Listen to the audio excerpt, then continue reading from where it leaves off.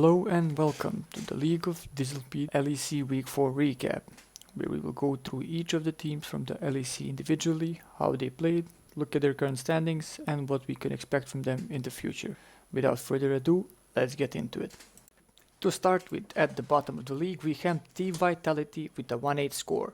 I cannot begin to describe how disappointed I am with Vitality's play this season. I expected them to aim for the playoffs, and here they are after 4 weeks already waving any shot at playoffs goodbye. They tried to stop bleeding prior to this week by adding Crownshot to the lineup instead of Calm, but they still managed to lose both games they played against Excel and SK Gaming, two teams I was expecting them to beat with or without Crownshot. Nothing right now seems to be really working in Vitality. Milica is really underperforming, Skins as well. But to be honest, I did not expect that match from Skins to begin with. Labrov is doing well, but is now in a position where he has to get used to a new lane buddy, and Shigenda is just kind of existing in the top lane, with not much harm or use for the team. My guess is that they will stick with this lineup for the rest of the split to see if they can make any progress and determine where everything went wrong before making some changes prior to summer split. Moving on to number 9 in the rankings, we have the EU Masters of the LEC Astralis. It seems that Maggie Felix, unlike Crownshot, did create an instant impact after replacing Astralis' previous mid laner Nukeduck, as they managed to take down the Kingslayers of Schalke in the first game of the week after a pop-off performance by the rookie mid laner. However, the same quirky mid recipe was not enough for a 2-0 week, as they have lost their second game against Team Misfits. Even though there were obvious signs of improvements on the side of Astralis, I honestly still consider them to be the weakest team in the league, as they are simply lacking in pretty much every position in the team. Individually, I have decent opinions of Jeskla and Maggie Felix's players, but that simply is not enough, especially since Jeskla is paired with Promiscu, quite possibly the worst player in the league right now. They face off against G2 and XL next week, so let's see how much this team has really progressed. My expectations for the Astralis lineup remain the same. They will try to work with what they have for this split and possibly try to invest a bigger budget to get some better players next split, and so far in this one, whoever they win against is definitely going to be a surprise and will be considered an upset. At number 8 in the rankings, we have Team Misfits. No surprises from them this week, as they lost to G2 but won against Astralis.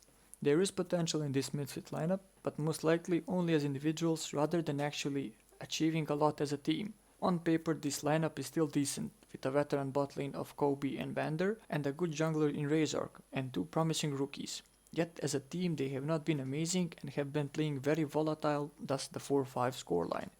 To be fair, a lot of the teams in the LEC are still pretty volatile, so it would not be fair to fault Misfits too much on that side, but the question does remain.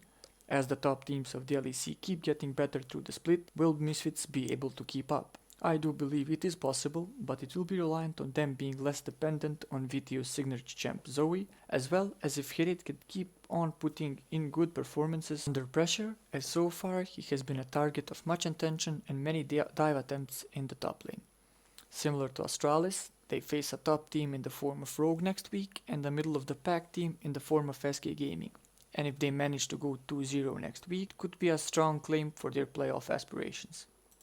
Currently at number 7 in the rankings, even though they do have the same score as Misfits, is SK Gaming. After their initial loss to Fnatic in their first game of the week, they managed to bounce back with a win over the struggling Vitality. Again, similar to Misfits, a pretty volatile team with Genax as the only truly experienced player in the lineup. They tend to finish their weeks the same way they did this one, with a 1-1 scoreline. The 3 rookie gamble did not totally pay off, as while things is performing well overall, the performances of Blue and Jezu have simply been lacking. On another positive note, Treats has been playing well this split and so far exceeded expectations surrounding him. Overall, I am not convinced this SK Gaming lineup has what it takes to actually pull through and reach playoffs at the end of the season, as I believe they still will stay behind teams like Excel, Misfits, Schalke and Mad Lions. They do play both Schalke and Misfits next week, so that could be an ideal opportunity for them to prove me and anyone else doubting their playoff chances wrong. Moving on to the playoff pack of teams, at number 6 in the rankings we have Schalke 04. After they were given the nickname Kingslayers by the community after ending the win streaks of both G2 and Rogue and going on a 4-game win streak themselves, they have put in 2 really bad and forgettable performances this week against Astralis and Mad Lions, losing both games in the progress. This Schalke lineup might actually be the hardest one to evaluate in the league right now, as it is plausible to say they have some of the highest highs and the lowest lows this split in terms of their performance. Broken Blade still seems to be adapting to the LEC after his time in the LCS. Gilius still tends to coin flip games at times. Their bot lane plays overly aggressive with very varying results, and Abedage follows in path with Gilius. Overall, Schalke is definitely still a team that is playoffs bound, but whether they can stabilize their performances and grow as a team will really determine how far this team can go. They play SK and G2 next week, and while a 1-1 score is somewhat to be expected, I would not be surprised to see Schalke go either 2-0 or 0-2 next week. Another one of the teams with the 5-4 scoreline after week 4 and at number 5 in the rankings is Excel Gaming. Also another team with a 1-1 week, as they have won against Vitality and lost their second game of the week against Fnatic. From what has been seen so far, I really expect Excel to be a strong contender for the last playoff spot, and so far they seem like they will be able to grab it. They have grown decently as a team, which has also showcased in everyone getting to see Kryze actually play tanks. While Patrick and Torre are a good duo bot, the game against Fnatic clearly showed that they are not the S tier of bot lanes nor the S tier of teams. Same goes for other positions in the team, as I do not believe that Chocolade and Dan can edge out their counterparts in many of the teams currently in the league battling for that one remaining playoff spot. Excel face off against Mad Lions and Astralis next week, and I would consider anything but a 1-1 week a surprise. At number 4 in the rankings, but also with a 5-4 score, is Team Mad Lions. Showcasing just how the volatile league is right now, not only are they another team at 5-4, but they are also another team with a 1-1 week this time around. For the most part, the Mad Lions still look promising and definitely are another playoffs bound team, but they do not seem to pose the same level of threat or demand the same respect as they did last year. Karzi and Kaiser are still doing great on bot. However, Humanoid, even though he did have a good game against Schalke, solo killing Abedage in the process, is having some issues this split with getting caught out of position and killed. Armut is still getting used to the LEC and I expect him to do better, but so far he really has not showcased that much. And in the jungle, I will not say Elioya is doing bad or highlight any plays too much, I will just say that nothing I have seen so far has convinced me that he is better than Shadow or that he should be in the lineup instead of Shadow. As I said, they had a 1-1 week in which they lost to Rogue but beat Schalke, and a similar outcome might wait for them next week as they face off against Excel and Fnatic. Like I said for a few of the other teams, going 2-0 next week would show that they really do mean business. At number 2, but in what really is a tied first place, is Rogue. They are sitting comfortably at a 7-2 score, and their performance so far this season has been great. Odoamne has fit in well with the team, he is a player that is often overlooked, and I'm glad to see people give him the credit he deserves this season for the performances he has been putting on. Hans Sama is also having a great split, and the same goes for both Larsen and Inspired. On the other hand, I'm really not impressed with Trimby's performances this split, and I still cannot understand why Rogue chose him instead of just sticking with Vander.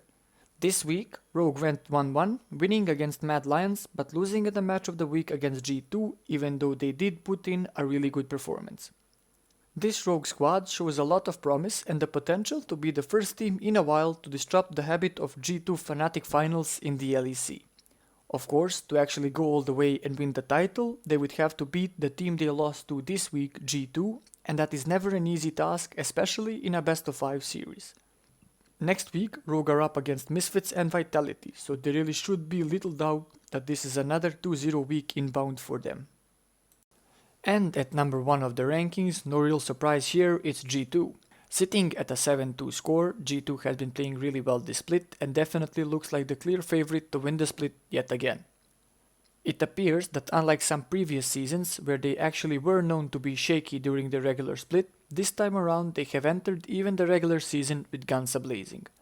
Reckless seems to have found his place in the squad immediately and has gotten used to the atmosphere around G2 pretty fast, which resulted in some amazing stat lines and performances for him so far this season. Jankos, Mickey X, Wunder and Caps are all also playing pretty well, and as always you never know from what lane the danger will come in the games G2 plays, as this roster is simply stacked throughout.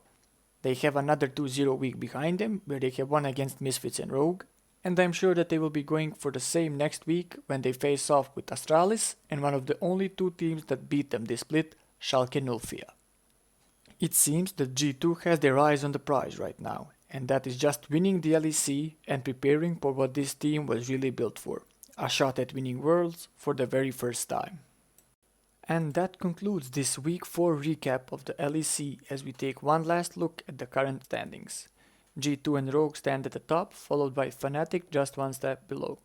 After that we have Mad Lions, Excel and Schalke all sitting in their playoff spots at a 5-4 scoreline, separating them from the bottom tier teams of the league.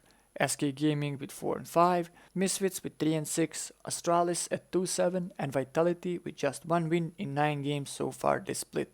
Thank you all for watching, please like, share and subscribe, and I will see you again next week for the LEC recap as well as for the LCS recap that was unfortunately lacking this week.